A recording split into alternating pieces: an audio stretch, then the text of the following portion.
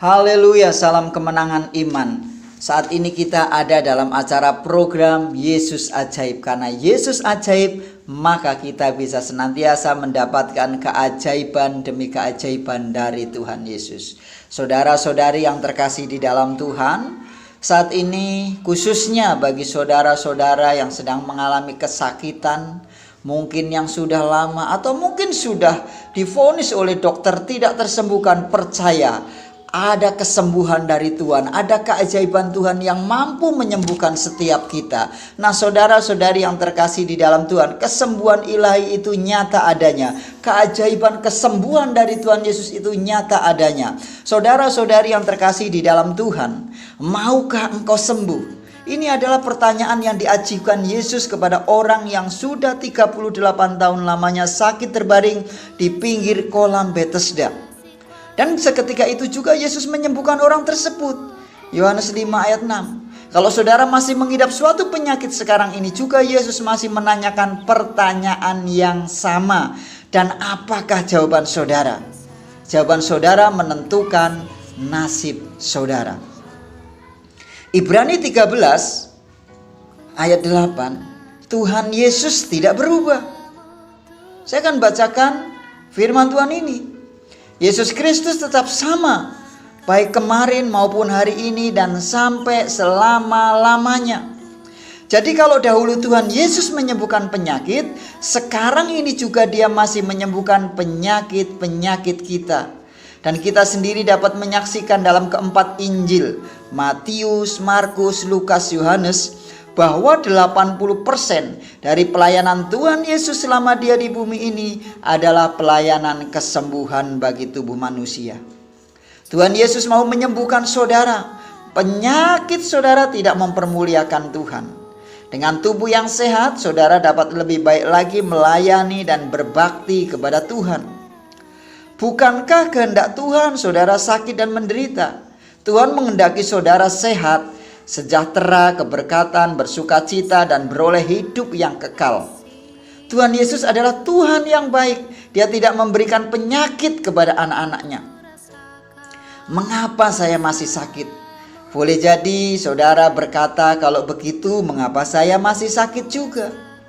Saya sudah capek berobat, uang sudah banyak habis, bahkan sudah berdoa, tapi belum sembuh juga. Di mana salahnya? Jangan salahkan Tuhan. Sekiranya saudara belum juga sembuh, janganlah saudara langsung mempersalahkan Tuhan. Bahkan sebaliknya, saudara perlu menyelidiki hidup saudara terlebih dahulu. Apakah sejalan dengan firman Tuhan? Dan bertanyalah dengan rendah hati bagaimana caranya menerima kesembuhan ilahi tersebut. Kasus orang hopeless, tidak ada harapan. Markus 5 ayat 25 sampai 29. Saya akan membacakan bagi kita semua, demikianlah firman Tuhan. Adalah di situ seorang perempuan yang 12 tahun lamanya menderita pendarahan. Ia telah berulang-ulang diobati oleh berbagai tabib sehingga telah dihabiskannya semua yang ada padanya, namun sama sekali tidak ada faedahnya, malah sebaliknya keadaannya makin memburuk. Dia sudah mendengar berita-berita tentang Yesus, maka di tengah-tengah orang banyak itu, ia mendekati Yesus dari belakang dan menjamah jubahnya. Sebab katanya, asalku jamah saja jubahnya, aku akan sembuh. Seketika itu juga berhentilah pendarahannya, dan ia merasa bahwa badannya sudah sembuh dari penyakitnya. Nah, saudara-saudari yang terkasih di dalam Tuhan, menurut ilmu kedokteran modern sekarang ini, kemungkinan penyakit perempuan yang sakit 12 tahun ini digolongkan dalam penyakit kanker. Suatu penyakit yang menurut manusia pada zaman dahulu sudah hopeless, tidak ada harapan hidup. Tapi kita lihat dia sembuh oleh mujizat Tuhan Yesus. Tidak ada yang mustahil pada Tuhan. Jangan terus berkata, saya tidak mungkin sembuh lagi. Marilah kita lihat apakah yang diperbuat perempuan ini sehingga dia sembuh. Langkah-langkah menerima kesembuhan. Yang pertama, perempuan itu dia mendengar berita-berita tentang Yesus. Tentunya dia mendengar kebenaran firman Tuhan. Mazmur 103 ayat 3, Dia yang mengampuni segala penyakitmu. Sekali lagi saya bacakan. Dia yang mengampuni segala kesalahanmu dan menyembuhkan segala penyakitmu. Dia, yaitu Yesus, yang mengampuni segala kesalahanmu dan menyembuhkan segala penyakitmu. 1 Petrus pasal 2 ayat 24, demikianlah firman Tuhan. Ia, yaitu Yesus, Ia sendiri telah memikul dosa kita di dalam tubuhnya di kayu salib, supaya kita yang telah mati terhadap dosa itu hidup untuk kebenaran. Oleh bilur-bilurnya kamu telah sembuh. Semua dosa saudara dan semua penyakit-penyakit saudara telah ditanggung oleh Tuhan Yesus, karena Dialah yang menggantikan penyakit saudara, menggantikan kelemahan saudara. Lalu langkah yang kedua, perempuan itu dia percaya akan berita tersebut.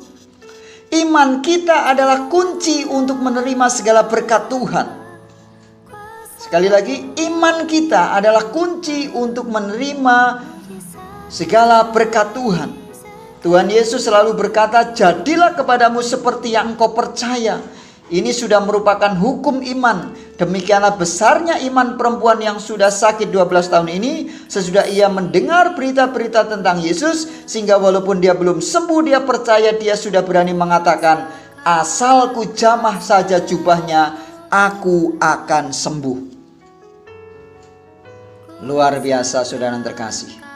Lalu langkah yang ketiga, perempuan itu dia mengucapkan perkataan yang menang. Sebaliknya, daripada mengatakan tidak ada harapan lagi karena penyakitnya hopeless, perempuan ini mengucapkan perkataan yang menang. Aku akan sembuh. Inilah iman yang menang, iman yang berhasil menurunkan kuasa Tuhan sehingga dia segera sembuh. Kalau saja dia mengatakan aku akan mati, tentu saja Tuhan Yesus sendiri pun tidak dapat menolong dia. Dia tidak melihat kematiannya, tetapi dia melihat kesembuhan yang dia terima dari Tuhan. Dia begitu yakin sehingga dia tidak dapat dicegah lagi untuk menemui Yesus. Lalu langkah yang keempat, perempuan itu dia bertindak menemui Yesus. Sudahkah saudara bertemu dengan Yesus? Kalau sudah, hidup saudara tak mungkin sama lagi. Seperti perempuan ini, ia datang kepada Yesus dengan segala dosa, penyakit dan keberatannya. Kemudian ia pulang dengan keselamatan dan kesembuhannya. Hal yang sama boleh saudara lakukan sekarang juga. Tuhan Yesus adalah Tuhan pada masa kini.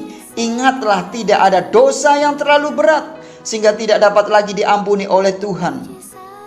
Tidak ada penyakit yang begitu parah sehingga tidak dapat disembuhkan oleh Tuhan Yesus. Tidak ada yang mustahil bagi Tuhan dan bagi kita yang percaya. Saudara-saudari yang terkasih dalam Tuhan, mari teguh dalam iman. Percayai Tuhan Yesus adalah penyembuh saudara.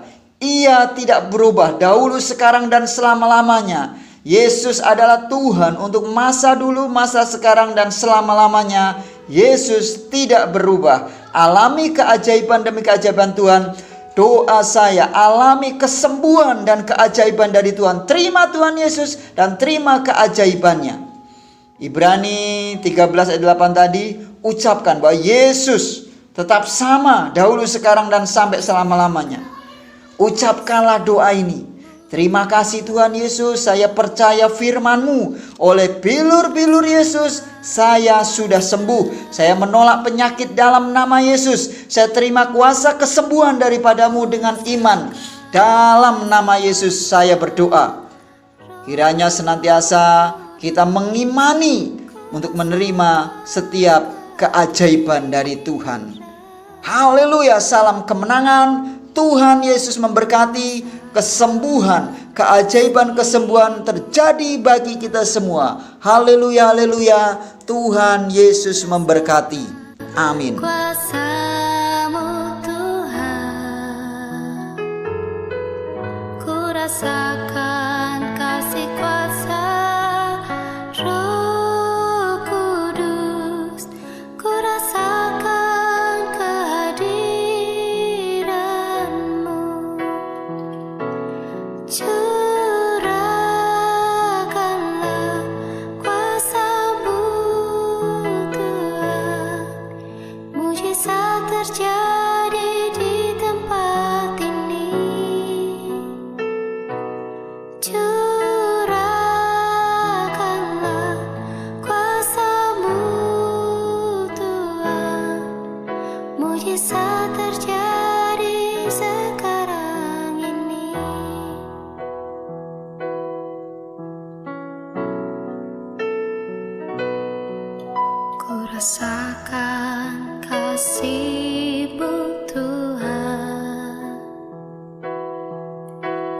rasakan kuasa-Mu Tuhan. Ku rasakan kasih kuasa Roh Kudus. Ku rasakan kehadiran-Mu. Curahkanlah kuasa-Mu Tuhan. Mujizat terjadi di tempat ini. Curahkanlah kuasa-Mu Tuhan. Mujizat terjadi sekarang ini. Curahkanlah kuasa-Mu Tuhan. Mujizat terjadi di tempat ini. Curahkanlah kuasa-Mu Tuhan. Mujizat terjadi sekarang ini. Mujizat